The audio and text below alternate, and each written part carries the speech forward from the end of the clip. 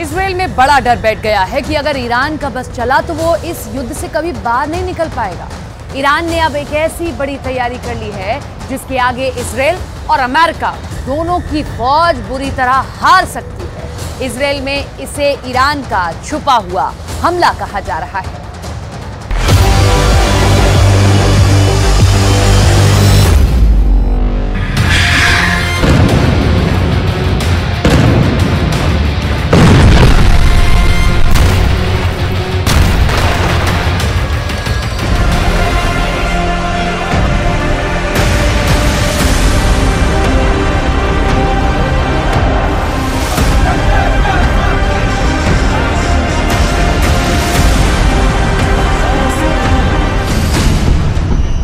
Iran का ऐलान, Israel का विनाश शुरू।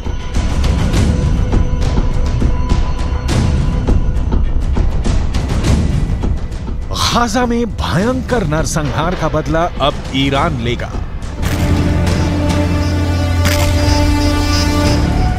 ईरान के सुप्रीम लीडर अली खामनेई ने ऐलान कर दिया है कि भले ही हमास और इजरायल के बीच सीज फायर हो गया हो, लेकिन ईरान गाजा में गिराए गए एक एक इजरायली बम का खूनी बदला जरूर लेगा। ईरान ने यहां तक धमकी दी है कि वो इजरायल और अमेरिका को किसी भी कीमत पर नहीं बख्शेगा और अब इजरायल पर भीषण हमले शुरू हो चुके हैं।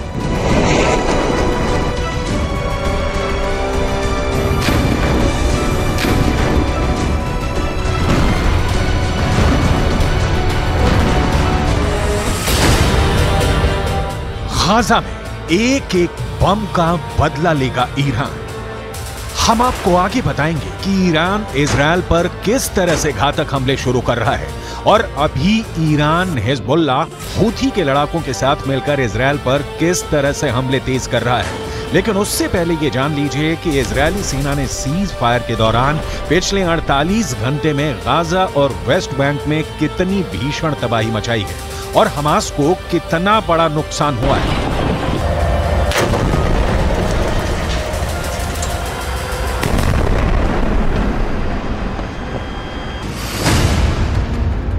इजरायल सुरक्षा बलों यानी आईडीएफ ने दावा किया है कि पिछले 24 घंटे में हमास के नौसेना बल के कमांडर को उसने मार डाला है। Commander Umar Abu Jallah Hamas की नौसेना बल में एक सीनियर कमांडर था। कमांडर उमर अबू जल्लाह को इजरायली सेना ने हवाई हमले में मारा है। अब तक हमास के 70 से ज्यादा कमांडर मारे जा चुके हैं। कमांडर उमर अबू जल्लाह से पहले दक्षिणी खान यूनुस बटालियन के कमांडर बिलाल अल कीदरा मारा गया था, जबकि उससे पहले कमांडर अयमन नोफेल और मेजर जनरल जियाद मोहिसेन भी मारे जा चुके हैं। जबकि हमास कमांडर मुराद अबू मुराद, अली कादी और मोहम्मद कटमश को भी आईडीएफ मार चुकी है।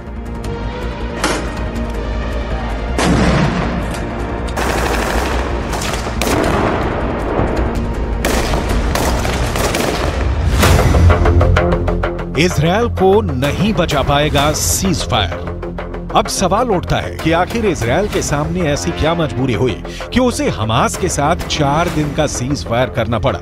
ईरानी सेना के दावों के मुताबिक गाजा सिटी में इजरायली सेना को भी भारी नुकसान हुआ है। ईरान का यहां तक दावा है कि भले इजरायल अपने 70 सैनिकों के मरने का दावा करे, लेकिन हकीकत में इजरायल के 10 से 20 गुना सैनिक गाजा सिटी में सीधी जंग में मारे जा चुके हैं। इसीलिए ईरान के सुप्रीम लीडर अली खामनेई 4 दिन के सीज फायर शुरू होने के साथ ही ऐलान कर दिया था कि गाजा में गिराए गए एक एक इजरायली बम का बदला लिया जाएगा। इसी को लेकर ईरान की राजधानी तेहरान में ईरान सैनिक और लड़ाकों ने जबरदस्त प्रदर्शन किया है, जिसमें इजरायल को नक्शे से मिटाने की कस्में खाई गई हैं। तेहरान में हुए प्रदर्शन की तस्वीरों में साफ देखा जा सकता है कि जबरदस्त नारों के बीच इजरायल को मिटाने की कस्में खाई जा रही हैं।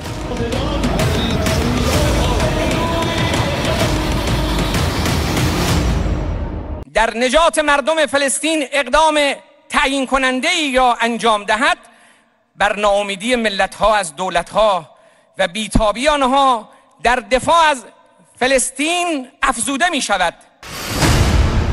ईरान का ऐलान, इजरायल का विनाश शुरू। पश्चिमी मीडिया के मुताबिक नेतन्याहू के लाख चेतावनी देने के बावजूद ईरान बंकरों में छिपे अपने घातक हथियारों से इजरायल पर बड़े हमले की तैयारी कर चुका है। एक अनुमान के मुताबिक इजरायल पर हमला करने के लिए ईरान ने शाहिद सीरीज के आत्मघाती ड्रोन तैयार कर चुका है।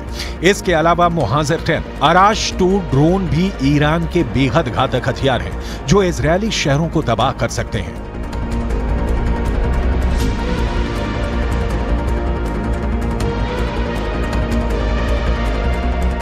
همه مردم آماده هستند برای مقابله با اسرائیل، برای اینکه فاتحه اسرائیل رو یک بار برای همیشه بخوانند. امیدواریم براشون عبرتی باشه، دست از شرارت ها برداره. हमास का साथ ईरान और हिजबुल्लाह जबरदस्त तरीके से दे रहे हैं। इजरायल भी जानता है कि ईरान के 5.75 लाख सैनिकों से जंग करना जरा भी आसान नहीं है।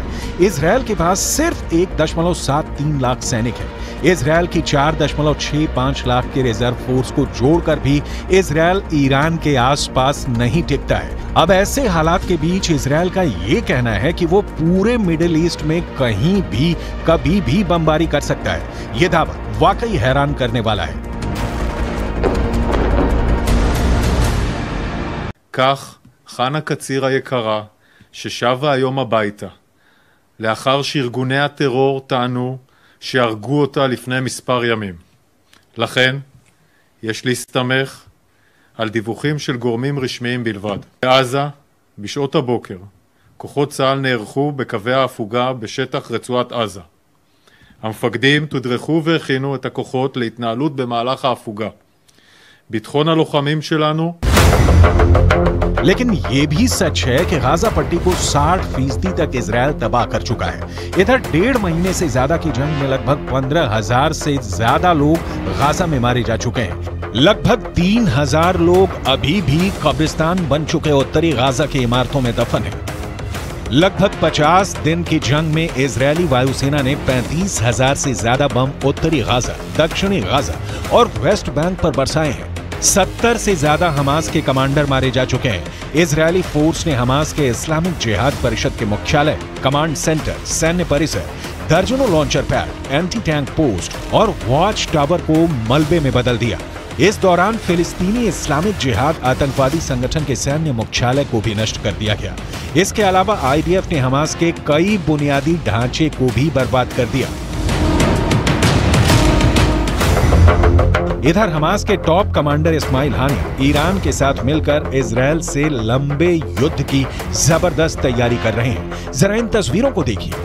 हमास के नेता और टॉप कमांडर इस्माइल हानिया ईरान के विदेश मंत्री हुसैन अमीर अब्दुल्लाहियान के बीच एक जबरदस्त मीटिंग हो चुकी है। दावा किया जा रहा है कि कतर की राजधानी दोहा में हुई इस मीटिंग में ईरान ने हमास की लीडरशिप को साफ कर दिया है कि ईरान इजरायल के खिलाफ जंग में उतर चुका है। अब ईरान की बेतहाशा सैन्य ताकत हमास की ताकत बन गई है। यानी गाजा में इजरायल को सिर्फ हमास से नहीं बल्कि ईरान की सेना, लेबनान के हिजबुल्लाह लड़ाकों और हमास के सुरंग जिहादियों से जंग करनी पड़ेगी। אני כבר רואה את האזרחים של עזה הולכים עם דגלים לבנים לאורך החוף ונעים דרומה. וחיזבאללה גורר את לבנון למלחמה שעלולה לקרות. והוא עושה טעויות. אם הוא יעשה טעויות מהסוג הזה כאן, गाजा में एक बम का बदला लेगा ईरान। लेकिन वहीं दूसरी तरफ इजरायली सेना के हौसले 7वें आसमान पर पहुंच गए हैं।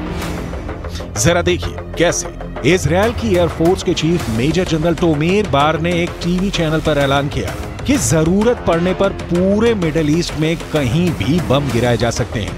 इजरायली वायुसेना प्रमुख की ओर से आए इस बयान को खास तौर से ईरान और हिजबुल्लाह के लिए चेतावनी की तरह देखा जा रहा है। इजरायल की वायुसेना चीफ ने कहा है कि हम हमास पर चौतरफा हमले कर रहे हैं, उसको जमीन पर और जमीन के नीचे मार रहे हैं।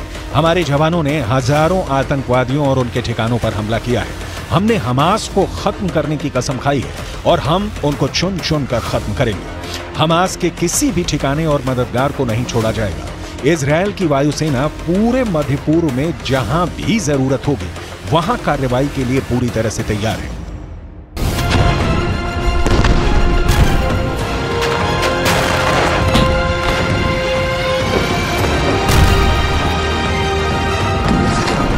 אנחנו חודש כבר במלחמה, פוגעים מאוד מאוד קשה בחמאס, פוגעים בהנהגה של חמאס, פוגעים במפקדים, פוגעים במחבלים, הורסים לחמאס את התשתיות בעזה, ואנחנו גם כל הזמן במוכנות לאזורים אחרים.